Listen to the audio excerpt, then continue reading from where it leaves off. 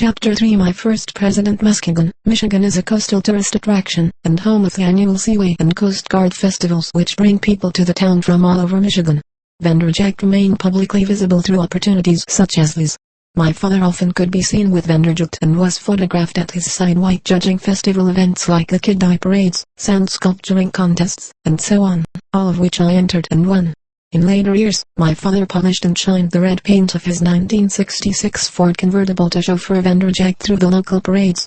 This only served to reinforce the illusion that my father was a pillar of the community. In 1973, Senator Byrd instructed my father to send me to Muskegon Catholic Central High School, which was overseen by the director of St. Francis of Assisi Church, Father Lepper.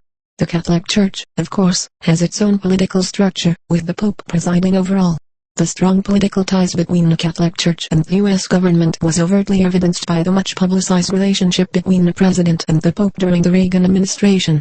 Of course, I had been privy to this political relationship ever since my first communion, a relationship that the right to remain silent was intended to cover. My experience with Catholic Central's direct involvement in Project Monarch's physical and psychological conditioning further confirmed the union between the U.S. government and the Catholic Church. When Senator Byrd changed my school from public to parochial, he also destroyed through dissociation my school personality. I no longer viewed school as my haven from abuse, as it was controlled by the church and, as I later learned, monitored by a corrupt segment of the CIA. By the time I enrolled in Catholic Central, the cliques and groups had already been formed. One had a personality to fit in with the good kids and one that interfaced with the bad. It did not take long for the good kids to notice one also got along with the bad. I soon found the only kids that could relate to me were the other known project victims. We clung together in a close-knit group, herded around like the proverbial sheep by those in the school who knew we were MPD-ed and under mind control. We each switched personalities as circumstance demanded, most often in unison.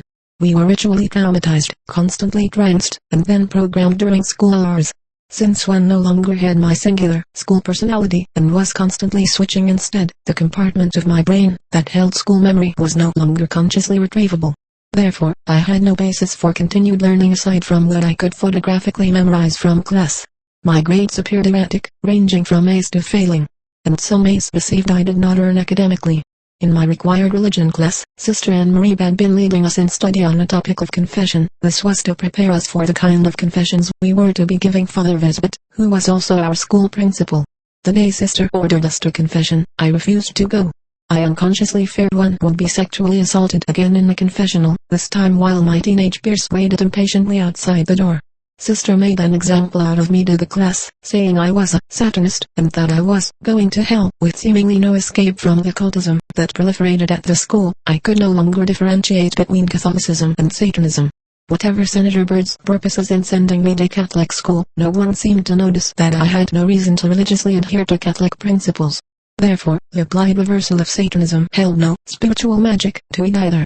The wedge of anti-superstition that the Catholic school was inadvertently driving into me only served to discount the cult principles and superstitious traumas that they were attempting to use to control me. Satanism is often used as an extreme pain violence trauma base in Project Monarch mind control, reportedly due to the previous German Nazi Himmler research. I did not adhere to the desired helplessness attitude that this was spiritual warfare and out of the realm of mankind's ability to stop. Regardless of my religious beliefs or disbeliefs, I experienced the results just the same. Being subjected to and witnessing trauma so horrible, while my body was raped, tortured, and ravaged by men literally drove me out of my mind. Catholic Central did increase my endurance capabilities as planned, however. I signed up for the 2-mile run in the girls' track team as ordered. Muskegon Catholic Central led the state of Michigan in high school athletics, using mind control technique to modify their star athletes and cause them to excel beyond pre-established records. The school gained national recognition for its contribution to professional leagues with their manufactured programmed athletes.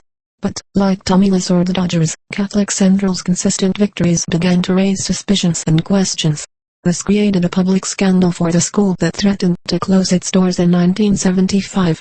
The girls and guys track teams converged after school for practice. I was among the few females singled out for coaching by Coach Cheverly and his hypnotic mind control methodisms due to my Project Monarch victimization. I was instructed to run 13 miles per day, another corny satanic ploy to get in shape for my 2-mile race. I often ran with a male friend who was the record holder for the 2-mile in guys track. He and I were friends, sharing much due to our similar Project Monarch victimizations. Together we learned how to shut out pain and fatigue when we ran. We tranced into a fast pace set in our minds by Coach Cheverini with no comprehension of time or distance. We perceived the track as our yellow brick road in accordance with Ya's theme programming. Senator Byrd's plan for building my physical endurance through Catholic Central's coaching methods proved successful for allowing me to survive his intensely torturous sexual perversions. In addition to routine trips to Mackinac Island and Niagara Falls, my family often took camping trips to get away from it all. In reality, I was taken to key places for ritual abuse, prostitution, and pornography. In the fall of 1974, my father announced we were going to go camping, back in time, to an old-fashioned festival in the small remote town of Cedar Springs, Michigan for their annual Red Flannel Days celebration. My mother told me to pack my jeans and sweaters and my Catholic school uniform which she had washed and pressed for the occasion. Cedar Springs was quiet, with the festival events including dilapidated amusement rides set up in a small parking lot, and contests where local farmers pitted their mules and horses against each other to see who could pull the most weight. The main, and only, street of town was lined with the few local businesses, including the town's Red Flannel Underwear, Long John's factory. In the center of town, a mock, single, jail cell had been erected to hold any and all parade participants who failed to wear the required red flannel underwear. The jail was guarded by quasi-Keystone cops. I was amused when the townsfolk began lining up to march in the parade, with very few remaining to watch it. A mentally retarded man carried the baton to lead the parade, followed by kids on bicycles, hay wagons of old folks, a grade school band and people walking all in their red flannel underwear. The grand finale of the parade, the town fire truck, was approaching, surrounded by numerous motorcycle police. I heard folks whispering, "The president is coming." I assumed they meant the president of the underwear factory. I was wrong. I watched in horror as the fire truck rolled to a stop, and Secret Service helped then President Gerald Ford as he stepped down to the pavement. My father was excitedly tugging on my arm, half dragging me through the wall of Secret Service agents, to talk with President Ford. I looked around nervously as my father made the necessary arrangements with Ford to prostitute me to him later that evening. Vanderjagt, who never missed a parade it seemed, was signing autographs. As he smiled at me, someone roughly grabbed my arm. Nervous and startled, I screamed. The crowd laughed as a Keystone cop threw me in the jail, scolding me for not wearing my red flannel underwear when I was talking to the president. I was trying to be inconspicuous in hopes no one would see me with the likes of Ford, but then, they did not know him as I did. The Keystone cop rattled on and on about how lucky I was until my father paid my bail and I was released from the cell. That night, I wore my Catholic uniform as instructed and went into a dissociative trance as my father drove me to the local National Guard armory where I was prostituted to Ford. Ford took me into an empty room, pushed me down on the wooden floor as he unzipped his pants and said, "Pray on this." Then he brutally, sexually assaulted me. Afterward, my memory was compartmentalized through use of high voltage. I was then carried out to the car where I lay in the back seat, muscles contracted, stunned, in pain, and unable to move. When we got back to Muskegon, my father sent me to the beach as always, to let the repetition of crashing waves against the beach wash my mind free of memory while I watched the sunset. I was totally